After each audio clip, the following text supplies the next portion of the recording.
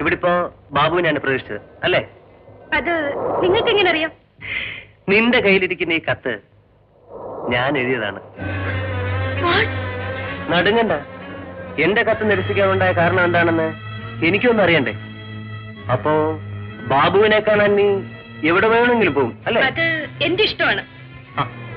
അങ്ങനെ അങ്ങ് പോയാലോ? ഇന്ന് രണ്ടിലെന്നറിഞ്ഞ നിന്നെ ഞാൻ വിടൂ. ഷാൻ, അവളെ വിടൂ.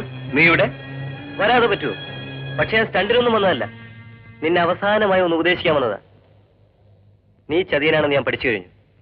നിന്റെ അച്ഛന്റെ ഗുണം നീയും കാണിക്കുമെന്ന് എനിക്ക് ഉറപ്പുണ്ടായിരുന്നു. അതുകൊണ്ട് തന്നെയാണ് നിന്നെ ഞാൻ പിന്തുടർന്നത്. മര്യാദയ്ക്ക് പോകും. ഇന്നലെ വരെ നമ്മൾ ആത്മാർത്ഥ സുഹൃത്തുക്കളായിരുന്നു.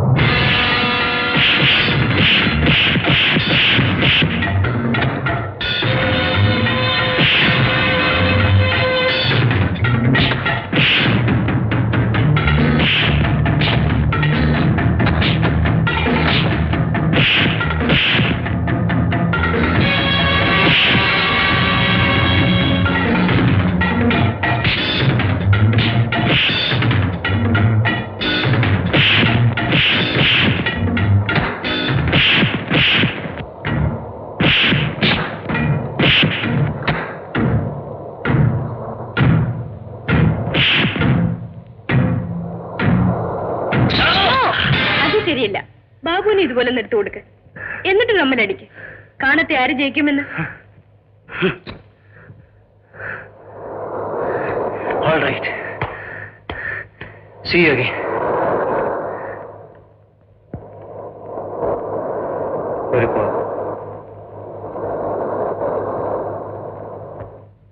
കുമാര, 20 വർഷക്കാലമായിട്ട് നീ ഗീതാ ബീഡി കമ്പനിയുടെ ഡ്രൈവറാണ്. ഇതുവരെ നിനക്കൊരു സെന്റ് ഭൂമി മേടിക്കാൻ കഴിഞ്ഞിട്ടുണ്ടോ? അതുകൊണ്ട് ഞാൻ പറയുന്നത് പോലെ ചെയ്യും.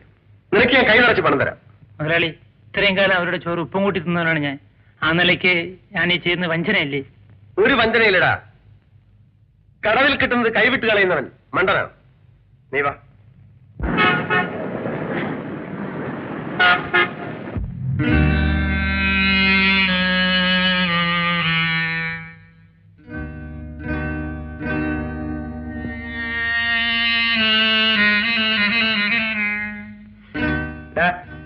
ഇതെന്താണെന്ന് മനസ്സിലായോ?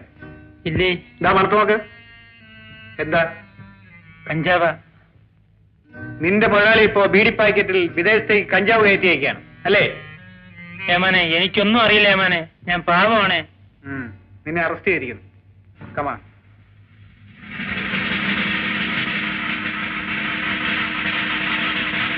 നാൽപ്പത് വർഷത്തെ സേവന പാരമ്പര്യമുള്ള ഒരു കമ്പനിയാണ്. ഇവിടെ നിന്നും കഞ്ചാവ് ബീഡി കയറ്റി അയച്ചു എന്ന് പറഞ്ഞാൽ അത്... മിസ്റ്റർ സോമൻ, നിങ്ങളുടെ വാനിൽ നിന്ന് ഇന്നലെ രാത്രി പിടിച്ചെടുത്തത് കഞ്ചാവ് ബീഡിയാണ്. ആ നിലയ്ക്ക് എനിക്ക് നടപടി നടത്താതിരിക്കാൻ നിവൃത്തിയില്ല. ഇവിടുത്തെ സ്റ്റോക്ക് പരിശോധിച്ച് കേസ് തീരുമാനമാകുന്നവരെ ഈ കമ്പനി പൂട്ടിയിട്ടേ പറ്റൂ. Sir, excuse me.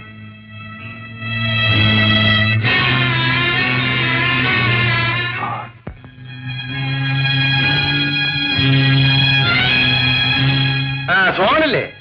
ഞാൻ പ്രസാദ്. ഗീതാ ബീഡി കമ്പനിയിൽ നിന്ന് ഇപ്പൊ കയറ്റി അയക്കുന്നത് കഞ്ചാവ് ബീഡിയാണെന്ന് കേട്ടല്ലോ. ക്ഷോഭിക്കണ്ട. കമ്പനി പൂട്ടിയെന്നറിഞ്ഞു. കൺഗ്രാറ്റുലേഷൻസ്. ചിരിച്ചോളൂ. ഈ ചിരി ഏറെ താമസിയാതെ കരച്ചിലായി മാറും. ഈ സ്ഥാപനത്തെ തൽക്കാലം കരുതേച്ച് കാണിക്കാൻ തനിക്ക് സാധിച്ചു. പക്ഷേ ഇതിന്റെ പ്രത്യാഘാതം എന്താണെന്ന് നേരിട്ട് കണ്ടോളൂ. Wait and see.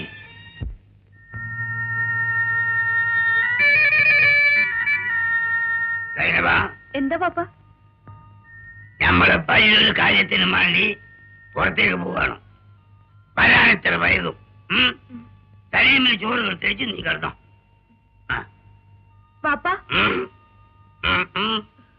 കാലേ ശരട് കെട്ടണ്ടേ? അതൊരു പ്രാവശ്യം കഴിച്ചാൽ മതി എന്ന് നമ്മൾ എന്നോട് പറഞ്ഞില്ലേ. മയ്യത്താകുന്നത് വരെ അതിന്റെ സക്തി കാണും. നമ്മൾ എവിടെയാണെങ്കിലും ആരെങ്കിലും അന്നെ തൊട്ട നമ്മളെ മണിയടിക്കും. അതുകൊണ്ട് മര്യാദയ്ക്ക് കിടന്നുറങ്ങിക്കോ. ശരി പാപ്പ.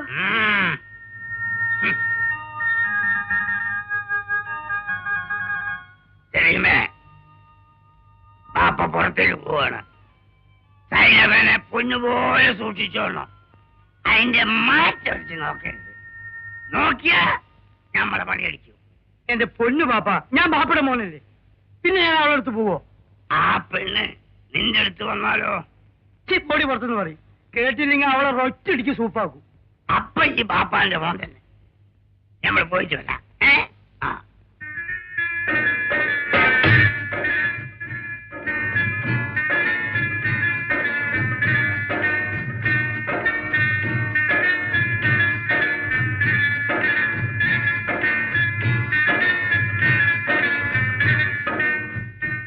സൈനബാ,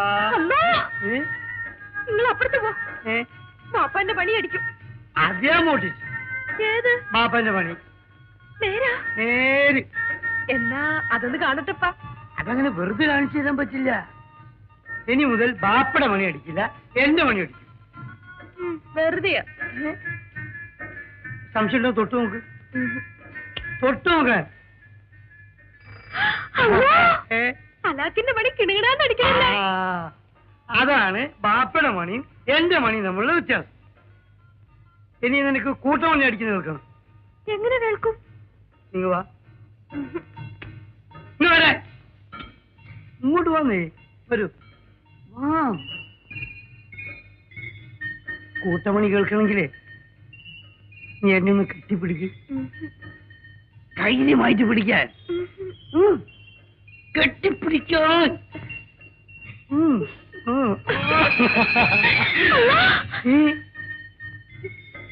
കൂട്ടമണി കേട്ടിട്ടേ ഞമ്മക്ക് കുളിര് കോരുന്നു.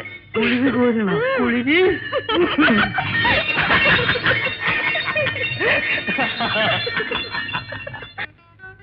കണ്ടോ? സത്യം പറ, ഇത് സ്വർണ്ണമാണോ? അല്ല, ചെമ്പ്. എടി പഴയ ചങ്കെടുത്ത് കാണിച്ചാലും ചെമ്പരത്തി പൂവെന്നാണ് പറയണത്. നിനക്ക് സംശയം ഉണ്ടെങ്കിൽ ഒന്ന് ഉരച്ചു നോക്കടി.